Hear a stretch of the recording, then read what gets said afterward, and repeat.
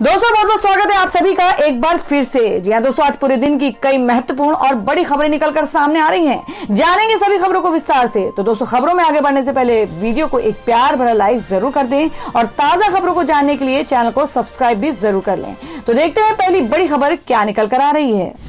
दोस्तों, आज की पहली बड़ी खबर निकल कर आ रही है। आपको बता दें कि हो चुका पद्म पुरस्कारों का ऐलान। पूर्व जापानी पीएम शिंजो आबे समेत 7 को पद्म विभूषण, 10 को पद्म भूषण और 102 को पद्मश्री सम्मान। जी आपको बता दें कि गणतंत्र दिवस के मौके पर दिए जाने वाले पद्म पुरस्कारों का ऐलान कर दिया गया है। इस बार 7 हस्तियों को पद्म विभूषण, 10 को पद्म भूषण और 102 को पद्मश्री पुरस्कार देने की घोषणा की गई है। 16 हस्तियों को पद्म पुरस्कार मरणोपरांत प्रदान करने का ऐलान किया गया है। देश का दूसरा सर्वोच्च नागरिक पुरस्कार पद्म विभूषण पाने वालों में जापान के सबसे लंबे समय तक प्रधानमंत्री रहे शिंजो एबे और पार्श्व गायक एसपी बाला सुब्रमण्यम मरणोपरांत का भी नाम है। वहीं असम के पूर्व मुख्यमंत्री तरुण गोगोई मरणोपरांत, पूर्व केंद्रीय मंत्री रामविलास पासवान मरणोपरांत और पूर्व लोकसभा स्पीकर सुमित्रा महाजन को पद्म भूषण से नवाजा जाएगा। और मैं आपको बता दें कि प्रधानमंत्री नरेंद्र मोदी ने पद्म पुरस्कारों के ऐलान पर कहा, हमें उन सभी पर गर्व है जिन्हें पद्म पुरस्कारों से सम्मानित किया गया है। भारत राष्ट्र और मानवता के लिए उनके योगदान को स्वीकार करता है। जीवन के विभिन्न क्षेत्रों के ये असाधारण व्यक्ति दूसरों के जीवन में गुणात्मक परिवर्तन लाए हैं। और दोस्तों, में अगली खबर निकल कर आ रही है कि टिकटॉक पर भारत में हमेशा के लिए लगेगी पाबंदी। 58 दूसरे चीनी मोबाइल ऐप्स पर भी रहेगी स्थायी रोक। जी हां, आपको बता दें कि सूचना व प्रौद्योगिकी मंत्रालय ने टिकटॉक समेत चीन के 59 मोबाइल ऐप्स पर भारत में स्थायी प्रतिबंध लगाने का नोटिस जारी किया है। मामले से जुड़े एक अधिकारी ने बताया कि केंद्र सरकार चीनी ऐप्स कंपनियों की ओर से दिए गए स्पष्टीकरण से संतुष्ट नहीं है, इसलिए इन 59 ऐप्स को भारत में हमेशा के लिए बंद करने का फैसला लिया जा रहा है। चीनी ऐप्स पर स्थायी पाबंदी के मामले से जुड़े अधिकारियों ने बताया कि नोटिस पिछले सप्ताह जारी कर दिया गया था। केंद्रीय सूचना व प्रौद्योगिकी मंत्रालय ने जून 2020 में ही इन 59 ऐप्स पर पाबंदी लगा दी थी। इनमें अलीबाबा का यूजी ब्राउजर और टेंसेंट का वीचेस ऐप भी शामिल था। केंद्र सरकार ने देश की संप्रभुता और अखंडता के साथ सुरक्षा को खतरा बताते हुए इन ऐप्स पर पाबंदी लगाई थी। इसके बाद केंद्र सरकार ने स्थायी पाबंदी लगाने से पहले इन कंपनियों को अपना पक्ष रखने का एक मौका दिया था। और दोस्तों, में अगली खबर निकल कर आ रही है। आपको बता दें कि यस बैंक के फाउंडर की मुश्किलें नहीं हो रही हैं कम। कोर्ट ने खारिज की जमानत याचिका। अभी जेल से नहीं छूटेंगे राणा कपूर। जी हां, बात कर रहे हैं कि डूबने की कगार से दिसंबर 2020 तिमाही के दौरान मुनाफे में लौटे निजी क्षेत्र के यस बैंक के संस्थापक राणा कपूर की मुसीबतें बढ़ती ही जा रही हैं। अब बॉम्बे हाई कोर्ट ने मनी लॉन्ड्रिंग मामले में उनकी जमानत याचिका खारिज कर दी है। फिलहाल राणा कपूर मुंबई के तलोजा जेल में बंद है।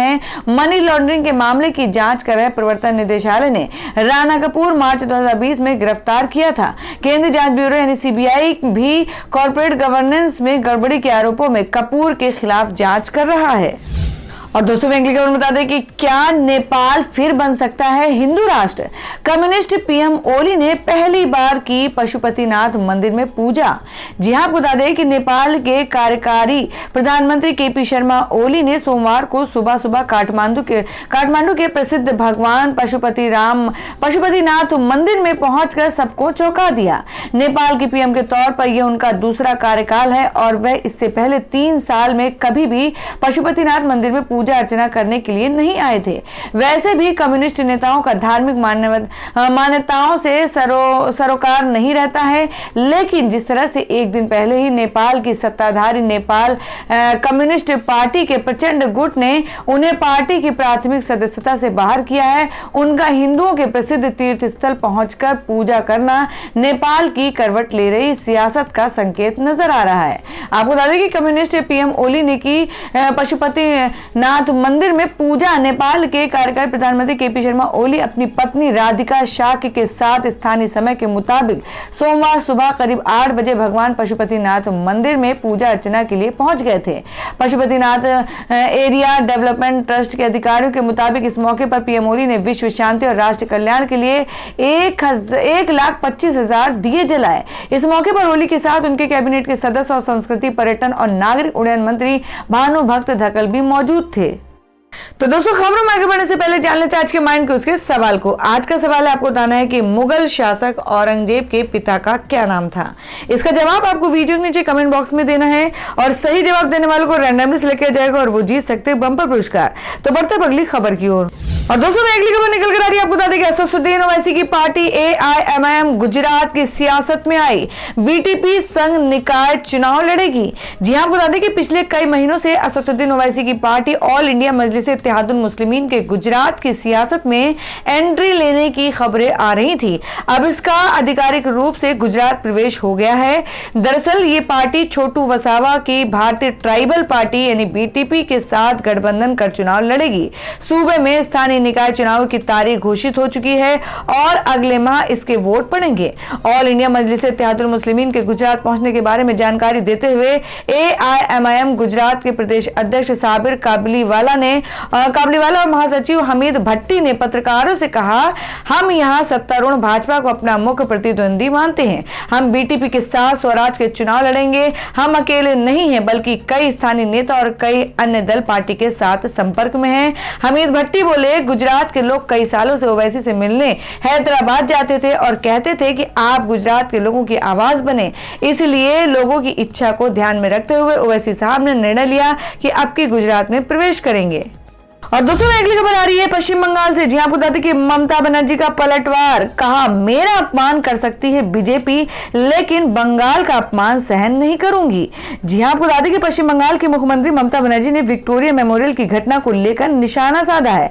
उन्होंने कहा कि BJP मेरा अपमान कर सकती है लेकिन बंगाल का अपमान बर्दाश्त नहीं किया जाएगा।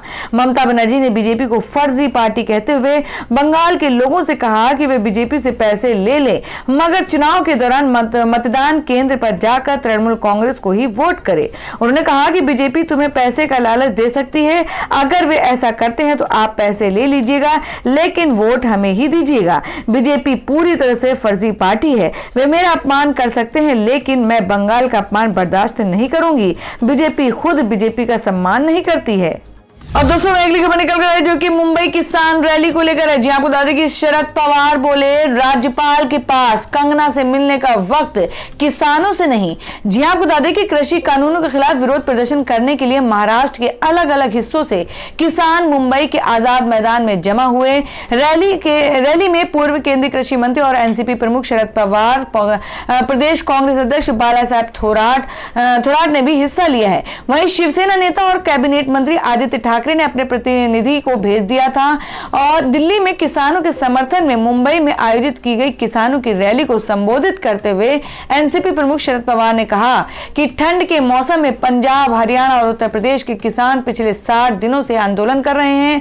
पंजाब, हरियाणा और अन्य जगहों से किसान जो दिल्ली में आंदोलन कर रहे हैं उन्हें मेरा सहयोग रहेगा। जिनके हाथों में सत्ता है उन्हें इन किसानों की चिंता नहीं है। देश के प्रधानमंत्री नरेंद्र मोदी ने क्या उनका हाल लिया? केंद्र की सरकार सिर्फ नौटंकी देख रही है। क्या पंजाब पाकिस्तान है? उस पर निर्णय अब तक क्यों नहीं? शरद पवार ने कहा कि राज्यपाल के पास कंगना रनौत से मिलने का वक्त है लेकिन आंदोलन कर रहे किसानों से मिलने का वक्त नहीं है। महाराष्ट्र में कभी ऐसा राज्यपाल नहीं आया जिसके पास किसानों से मिलने का वक्त नहीं है। केंद्र ने बिना किसी चर्चा के कृषि कानूनों को वापस कर दिया जो संविधान के साथ मजाक है। अगर सिर्फ बहुमत के आधार पर कानून पास करेंगे तो किसान आपको खत्म कर देंगे। ये सिर्फ शुरुआत है। शरद पवार ने यह भी कहा कि चर्चा किए बिना कानून लाना, एक दिन में एक अधिवेशन में लाया गया कानून लागू हो रहा है। कृषि बिल को लेकर हमारे काल में जो चर्चा हुई वो पूरी नहीं हुई थी। उन्होंने कहा, गुलाम नबी आजाद सहित कई लोगों ने कहा था कि इस कानून पर हमें विस्तार से चर्चा करनी है लेकिन सरकार ने कहा था कि आज के आज ये लागू होगा। किसानों का एक प्रतिनिधि मंडल 25 जनवरी को राजभवन जाकर राज्यपाल भगत सिंह कोश्यारी को ज्ञापन सौंपेंगे और साथ ही गणतंत्र दिवस के मौके पर आजाद मैदान में झंडा फहराएंगे। पुलिस अधिकारी ने बताया था कि किसान रैली के मद्देनजर पुलिस ने दक्षिण मुंबई स्थित आजाद मैदान और उसके आसपास के इलाकों की सुरक्षा की विशेष तैयारी की है और राज्य रिजर्व पुलिस बल SRPF के जवानों की तैनाती की गई। इसके साथ ही ड्रोन का इस्तेमाल किया जाएगा। तो दोस्तों, खबरों में आगे बढ़ने से पहले एक बार फिर से आपको याद दिला दें कि अगर आपने अभी तक हमारी वीडियो को लाइक नहीं किया तो जल्दी से वीडियो को लाइक कर दें, क्योंकि आपका एक लाइक हमारे लिए बहुत ही महत्वपूर्ण होता है। और अगर आप हमारे चैनल पर नए हैं तो चैनल को जरूर सब्सक्राइब कर लें और बेल के बटन को भी जरूर हिट कर दें। और हमारी पूरी न्यूज को जानने के लिए वीडियो को लास्ट तक जरूर देखें।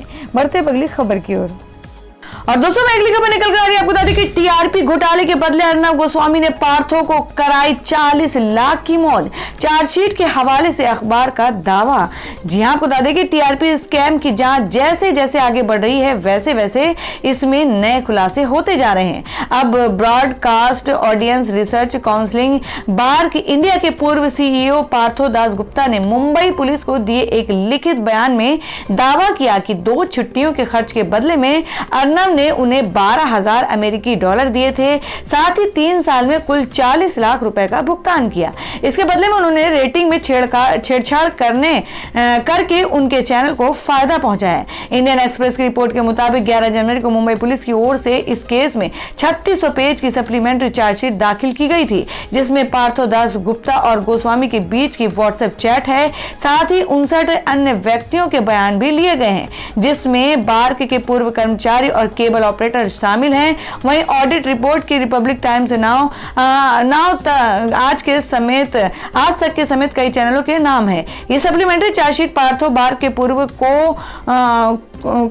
Romil Ramgarhia, Republic TV network के सीईओ विकास खानचंदानी के खिलाफ दायर की गई थी। इससे पहले नवंबर 2020 में जो चार्जशीट दाखिल हुई थी उसमें 12 लोगों के नाम शामिल थे। और दोस्तों, मैं अगली बड़ी खबर निकल कर आ रही है आपको बता दें कि टीसीएस ने रचा इतिहास। एक्सेंचर को पीछे छोड़ बनी दुनिया की सबसे बड़ी आईटी कंपनी। जी हम बात कर रहे हैं टाटा ग्रुप की flagship firm Tata consultancy services TCS दुनिया की सबसे ज्यादा वैल्यू वाली सॉफ्टवेयर कंपनी बन गई है।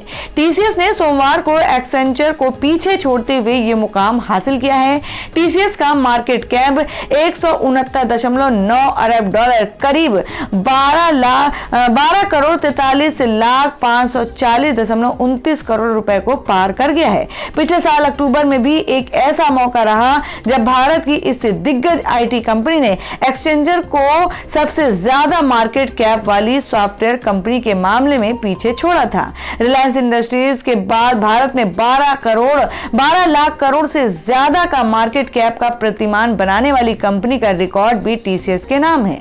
साल 2018 में आईबीएम इस मार्केट में शीर्ष कंपनी थी। उस दौरान आईबीएम का कुल रेवेन्यू टीसीएस की तुलना में करीब 300% ज्यादा था। इसके बाद दूसरे स्थान पर एक्सेंचर का नाम था। हालांकि पिछले साल ही अप्रैल में टीसीएस का मार्केट 100 अरब डॉलर के पार पहुंचा था।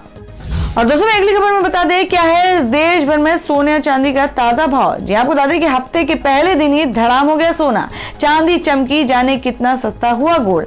जी आपको बता दें कि सोने चांदी की कीमत में उठापटक का दौर जारी है। सोने की कीमत में एक बार फिर से नरमी देखने को मिली है। हफ्ते के पहले कारोबारी दिन ही सोना लुढ़क गया। हालांकि चांदी की कीमत में चमक आई और चांदी का भाव तेजी की ओर बढ़ गया। देश भर के सराफा बाजारों में सोमवार को 24 कैरेट शुद्धता वाले सोने का हाजिर भाव 24 कैरेट गोल्ड रेट में गिरावट आई और ये गिरावट 49,186 रुपए प्रति 10 ग्राम पर पहुंच गया। जबकि शुक्रवार को सोने का भाव 49,420 रुपए ट्रेंड कर रहा था। आपको बता दें कि सोने की कीमत में सोमवार को बड़ी गिरावट देखने को मिली। सोने के वायदा भाव में 182 रुपए तक की गिरावट आई है। सोने के फ्यूचर रेट में बड़ी नरमी देखने को मिली और एमसीएक्स पर 5 फरवरी डिलीवरी वाले सोने की कीमत में 0.37% की गिरावट आई और सोना मिलकर 48,958 रुपए प्रति 10 ग्राम पर ट्रेंड कर रहा है। वहीं अप्रैल डिलीवरी वाले सोने की वायदे कीमत में 0.36% की गिरावट आई। और अब अगली खबर में जान लेते हैं क्या है देश भर में मौसम के ताजा हालात। आपको बता दें कि शीतलहर की चपेट में उत्तर भारत, अगले 3-4 दिनों तक राहत नहीं। मौसम विभाग ने जारी की है चेतावनी। आपको बता दें कि उत्तर भारत के लोगों पर ठंड का कहर बनकर बरस रही है। मौसम विभाग ने अगले कुछ दिन में उत्तर और मध्य भारत में कड़ाके की ठंड का एक नया दौर शुरू होने का अनुमान जताया है।